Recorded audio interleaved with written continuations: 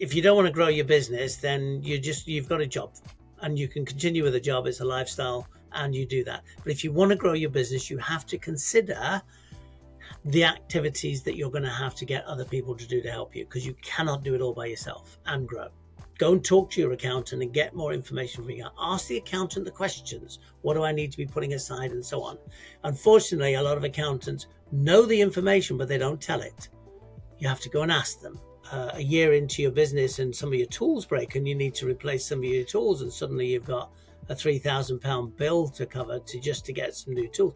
You didn't take that into consideration when you first started, because all the profit was just going in your pocket and it was being spent, because you didn't realize that actually... This is the Field Rocket Podcast. I'm your host, Tulloch Priest, and today we're joined by Doug from ETC Limited.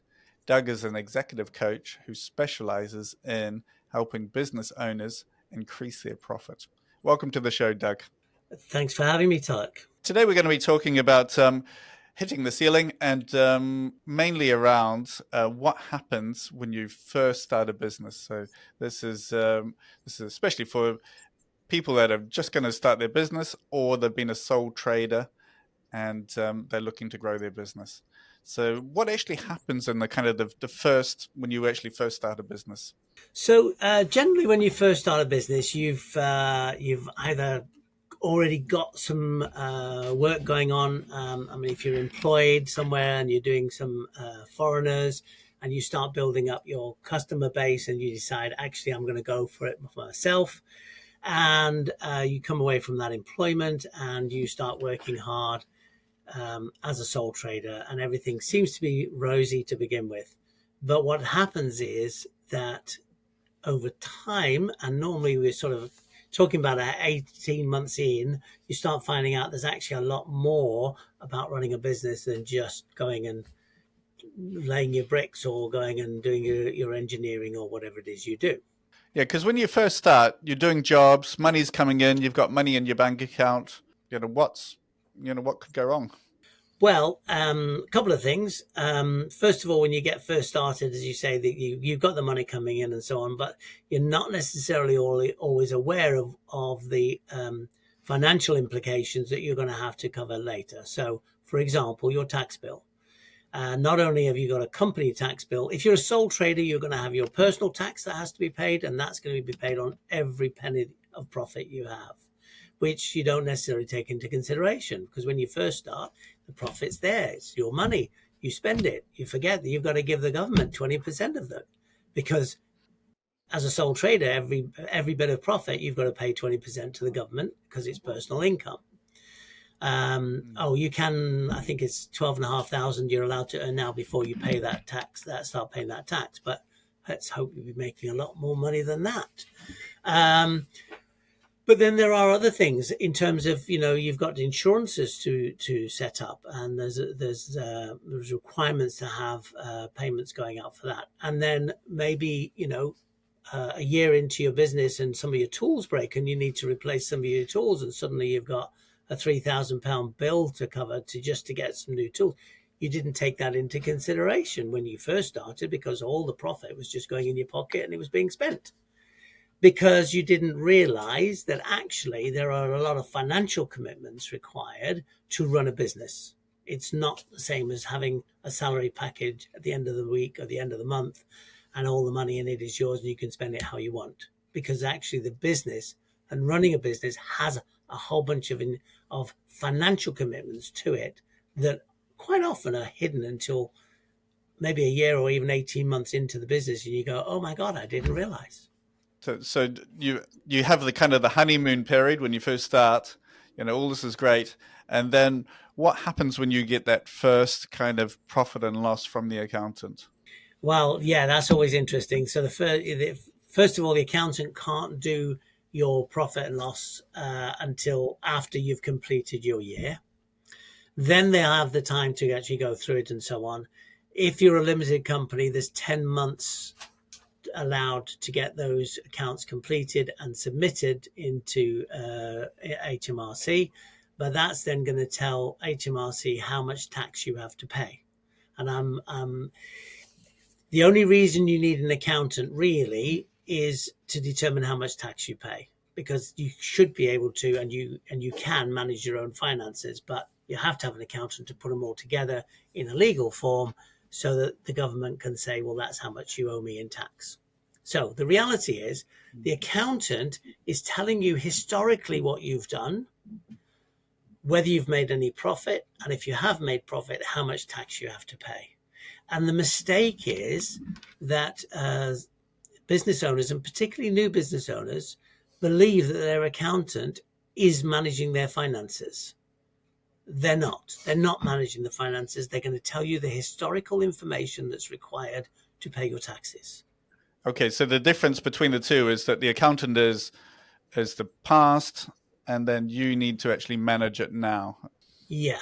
So what happens is you really get to a situation whereby you actually need to start understanding on a daily basis or weekly or monthly basis, depending on how you're running your business, how much are you earning, how much are you spending, and what have you got left? And whatever it is you've got left, you've got to take a percentage of that and put it aside to pay the tax man.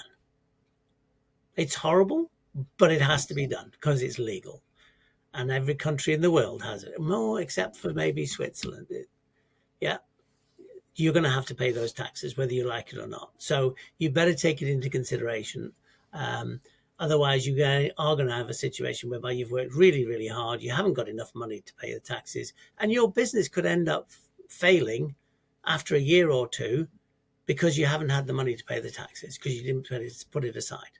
Yeah, and you've still got a large tax bill that you need to cover somehow. You're going to have to pay it whether you like it or not. Yeah. Yeah. So what actually happens at sort of that 1 year, 18 months? There's kind of you've worked night and day, evenings, weekends, and you haven't made any money. What kind of, if you're in that situation, what kind of things can you change, or what would you do? So this is the point where the reality sets in that you've got a business and it's not just a job, and you have to then start looking at how to run your business. How does the business operate? Quite often we get involved in clients who have got to this stage and go, I have no idea what's going on. I didn't realize that this was going to be involved in running a business. So they need to learn. They need to find out how it works and they need to be looking after and what they need to be considering. And quite honestly, this is the point when you actually need to start saying, okay, let's make this a business, not just a job. And what is that going to entail? So we need a business plan. We need some goals. We need to understand what's going to happen. We need to do some financial planning. So it can be scary. It can be really scary at this point, because certainly somebody who's had no academic training at all, who's had no business training, they've learnt their apprenticeship, they're a phenomenal uh, tradesman at what they do, but they just do not have the knowledge. Well, go and get help. Certainly from a company like mine, where you can get support in terms of coaching and mentoring support. If you go and talk to your accountant and get more information from you. Ask the accountant the questions. What do I need to be putting aside and so on? Unfortunately, a lot of accountants know the information, but they don't tell it. You have to go and ask them. So be prepared to go and ask the questions. Because it is tricky, because you you you start, like, you train as, let's say, a gas engineer or electrician or something. You know your trade really well. You've been doing it for a long time. You've employed with other people, etc. So you decide you want to actually go and work for yourself. So when you first start out, like as a sole trader, a lot of your time is still fixing boilers, doing the work, etc. But there is that kind of that 25% or whatever it is, those other skills that you do need to learn. And then, so when you're a sole trader, you're at that stage. And then when you actually start employing other people, the actual percentage of your time or the skill that you need on that actual trade actually goes down, because you'll actually spend less time, fixing boilers, electricians, whatever. But you will need to learn managing people, finances, business plans, you're saying. There's a whole lot more to it. And I kind of feel for a lot of people that this is not really explained when you first go as a sole trader. And there is a huge amount of information out there. So do definitely follow, podcasts, etc. So what kind of stages do you see that, most of your customers have when they, start their business? So normally you're going to start as a sole trader. Um, it could be that it's a husband and wife business and there's two of you, but you're still operating as a sole trader. This is where you're not a limited company, and every penny that you earn in profit, you're going to be taxed on. And that's normally how a business would start. You can, and there are advantages to starting as a limited company where you get properly registered and so on. But let's just go on the basis you start as a sole trader. So you get going as a sole trader. Once you've got going and you start to the point where you want to start growing, and so it's not just you doing the work, you're going to try and work on getting more people in so that you can generate more income. You've then got to start employing. As soon as you start employing, I would highly recommend you go limited company, because a limited company is it limits the liability of the business. So if someone has an accident while they're being employed by you, or they decide that they didn't like the way you were employing them and they take you to tribunal, as a sole trader, all your own personal assets are at risk. Your house, anything you own, because it's a sole trader. As soon as you go limited, the full definition is limited liability, and that ring fences anything to do with the business to the business, and it protects your own personal assets. If we just go back to the sole trader kind of stage, so you're a sole trader, so you start out, you have a skill, you know how to fix boilers, do wiring, that's fine. So the next stage, when you work as a sole trader, you work your pricing out, you manage to make profits. You sort the basic structure of a working business. So that's kind of like the first ceiling that you kind of hit, or that learning. So this is skills outside of the actual business, it's outside of the actual trade itself, and then you hire somebody. So you need to learn how to manage people, etc. Um, and then what kind of happens after you Yeah. first manage, or what's the next kind of ceiling that you would hit? So there's two ways to look at the growth going forward. So um, if you take on more people of the trade, so let's just say you're an electrician, you take on another electrician to help you to do the delivery. What's going to happen is it's going to increase the administration in the back office. It's going to increase the business activity that goes behind or around the delivery side of it, which is the actual doing the electrics, the electronics, etc. So by taking on someone, if you employ them, you've got to have enough work to be able to give them a salary. So quite often what happens is that you go into the first stage is subcontracting. So you just bring people in to help the overload that you currently facing, because you got more work you can do, but not enough work to employ someone. So you subcontract for a while and you continue to build the business. Once there's enough work that you're subcontracting out, then you can employ and not have to subcontract out, and you actually make more profit on that basis. So it's a trade-off between risk and profit then. You have that risk and profit, and then Yeah, so you don't have to have the 100% of the work for like a full time. So a good transition. yeah, it creates a transition. But you then have to increase your marketing to generate more business in order to be able to actually bring in enough business to be able to afford to have someone in. The other way of growing is to go, well, okay, all of this stuff that I don't want to do, all this administration, all of these things that I have no interest in at all because I'm a really good electrician or a gas fitter or whatever it is, then you bring someone in to do the admin side. So you have to employ them to do the admin side. You can get a virtual service. So there's a virtual PA services that can do a lot of background, answering your phones, some of your admin, sending out your invoices and so on.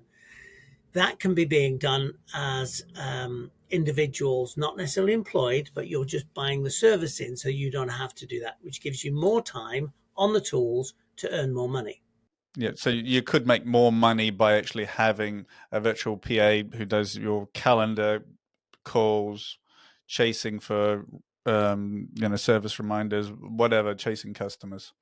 Yeah, and if you're doing a lot of service work, then they can be even booking those appointments in for you and making sure that your customer is going to be at home and available, so you just turn up and do the work.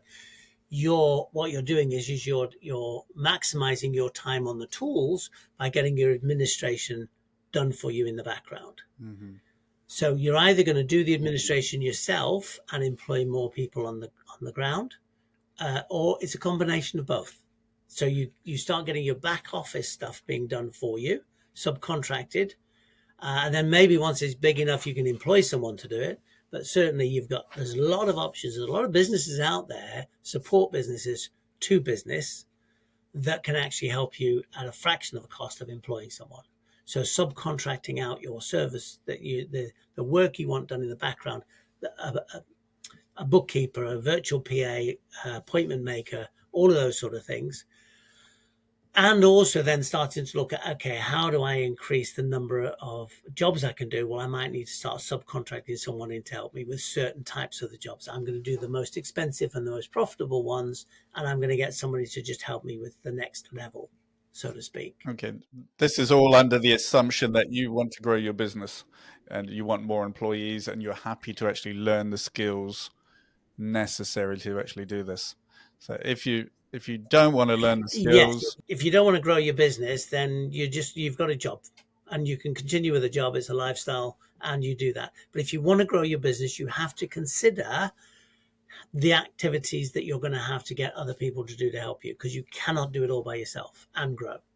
yeah, because you don't have like a pilot that checks your bags and checks you, and the roles are all, you need to actually split off these roles, otherwise you just won't grow.